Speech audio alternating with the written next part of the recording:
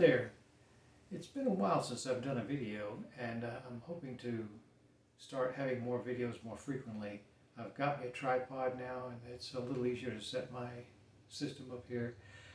And today I thought I'd get into the albums by Yes from their classic period, which is 10 albums going from their first album through Drama, basically the late 60s to 1980. And after that, their sound kind of changed a little bit, became more popular at least for a while. And so these are what I consider to be their classic period. So let's get started.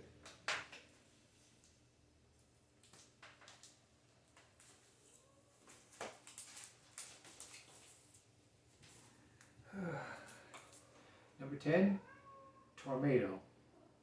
Now this does have the classic lineup of Rick Wakeman, Bill Bruford, or not, Alan White, John Anderson, Steve Howe, and Chris Squire.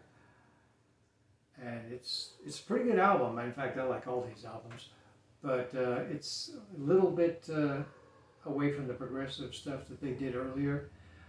It doesn't have any epics on it. It has a couple pop tunes, kind of like "Don't Kill the Whale" and the ballad "Onward," but it's also got "Release, Release" and "Silent Wings of Freedom," which are pretty good and does kind of go into a little bit like their older stuff. And I do like the album. It's number 10.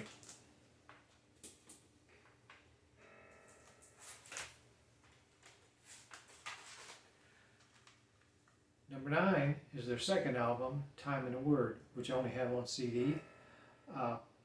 This album was put together with an orchestra along with their music, the band and an orchestra together. And sometimes maybe some might think that it clashed a little bit. I mean, it's a good album, and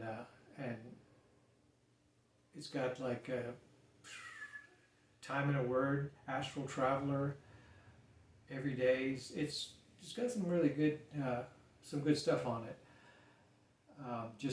This is before they had Steve Howe, so it's hadn't totally found their sound yet. I think they figured with the orchestra they would kind of move into that direction of being a little more progressive, but that would have to come with the album, their third album. But it's still a good album. My next one, which is number 7, is their debut album, just called Yes. This doesn't have an orchestra, and of course they hadn't found their sound yet. They didn't have Rick Wakeman or Steve Howe, and there's still some great sounds on here. Survival's pretty good, Every Little Thing. There's a couple of Beatles covers on here, but it's a good album, it really is.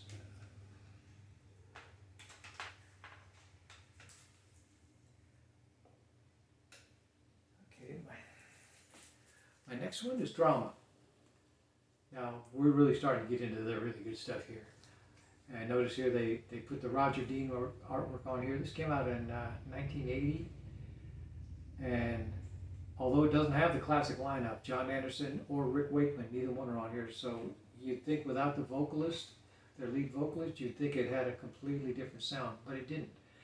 And in fact, the two people that replaced them were members of the group The Buggles. And it's actually surprising how good they sound and how their vocals kind of went right along there with the same haunting vocals they had before. I mean, there's a little bit of difference. You can tell in a couple songs that it's not John Anderson. But overall, this is a pretty good album. It's got an excellent opener, Machine Messiah, which is just like any of their classic stuff. And there's a little tiny bit of maybe new wave within it, but overall, this still maintained the Yes sound pretty darn good.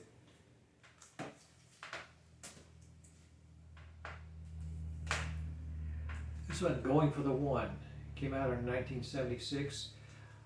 When this album came out, Rick Wakeman had rejoined the band. He had left for Relayer after Tales from the Topographic Ocean, and he wasn't on Relayer, but he came back for this album, and I mean, he just come right back and fit right back in.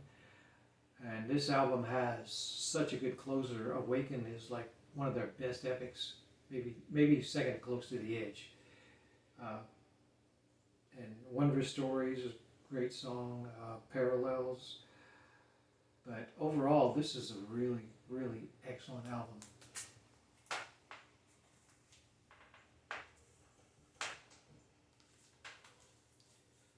My next one, Fragile.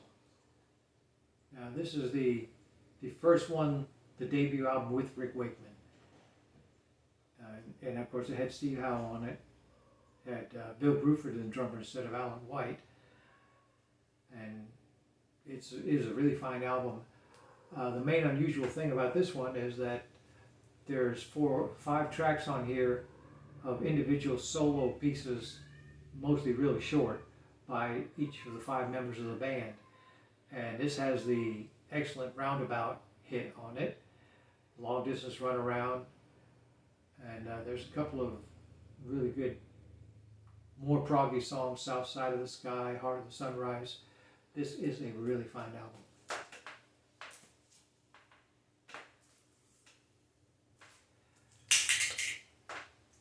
Then here we got the Yes album. This is their 3rd album. What was it? Came out in 70, I think. It doesn't have Rick Wakeman, but it does have Steve Howe on it. And there's some really, really good, and they became hits like, Your Move? Oh, I've Seen All Good People. Starship Troopers on here. Yours is No Disgrace, great opener. This is just a really, really fine album. And this is the album where they actually began to hit their sound properly.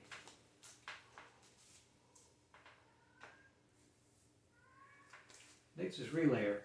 Now, Relayer does not have Rick Wakeman on it. And it's like Close to the Edge. This one only has 3 songs, a side-long epic and 2 like 8 or 10 minute songs. And instead of Rick Wakeman, they have Patrick Moraz, this is the only album he was ever on. And the opener, The Gates of Delirium, is absolutely dynamite. This is really, and of course this excellent album cover. It's just pretty fantastic all around. Came out in '74. Really, really fine album.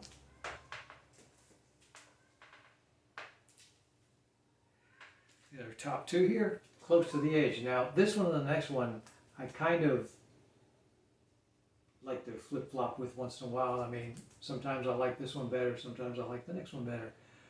But this one's the tighter of the 2, and it really, really is like pretty much a perfect progressive rock album. Has Bill Bruford, Rick Wakeman, Chris Squire, John Anderson, Steve Howe. I mean, what more could you ask for? And this is really, really them at their peak.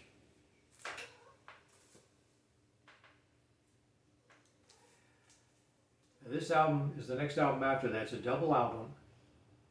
And it is, most of the time, this is my favorite album by him. More great Steve or Roger Dean artwork. Lineup is the same people that was on the last album, Close to the Edge, except for the drummer is Alan White now. So this is basically, this double album just got 4 side-long pieces on it. And although it did cause a little bit of stir in the fact that they said that, they kind of, maybe the music was stretched a little bit too thin, I don't really agree with that. I think the album sounds fine from beginning to end. Now, the first time I heard it back in 70, I guess I heard it 74, 70, something like that. It came out in 73. I thought maybe side 2 was a little bit thin, a little bit meandering, but the more I listen to it, the more I like it. And now it is pretty much always my favorite Yes album. But it sometimes flops between this and Close to the Edge. But both of these are really, really excellent progressive rock albums. Now, so I have a little bit of a bonus here. Now, all this stuff dealt with Yes in what I'd call their classic period. And they, like I said, completely changed their sound pretty much with the album after Drama, which was 90125. And they kind of had variations of that sound and maybe a little bit progressive, but they never quite recaptured it again. But in the 1990s, they did, I want to say around 93, they released 2 albums that had live and studio tracks on each one, called Keys to Ascension Volume 1 and Volume 2. And the neat thing about them was it brought back Roger Dean's art, and it was with the classic lineup again: Rick Wakeman, Steve Howe, Chris Squire, John Anderson, and Alan White, I think I said. But anyway, they was the best stuff they had put out since Drama. And I don't have those 2 albums. They were both double albums when they came out, or double CDs.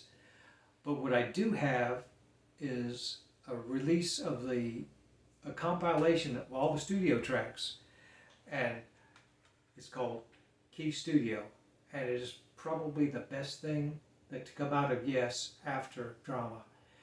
It has 2 20-minute epics, Mind Drive and That Is, and although the production on here sounds a little more modern, man, the talent on these tracks is amazing.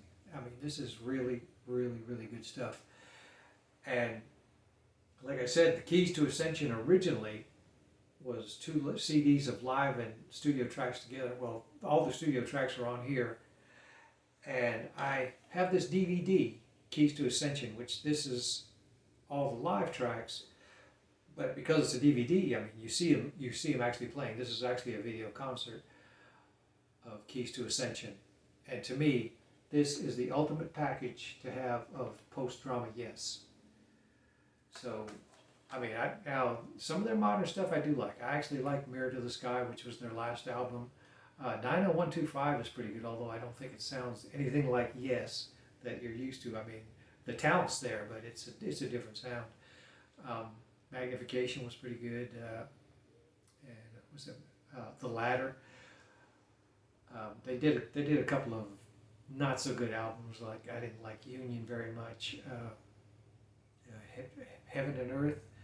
But anyway, those 10 albums and these are the ultimate classic Yes albums. And I hope you enjoyed that. And if you do, give it a like. Share it, and if you're not subscribed, go ahead and subscribe if you like. If you like what I'm doing. But anyway, that'll take care of this video, and thank you very much.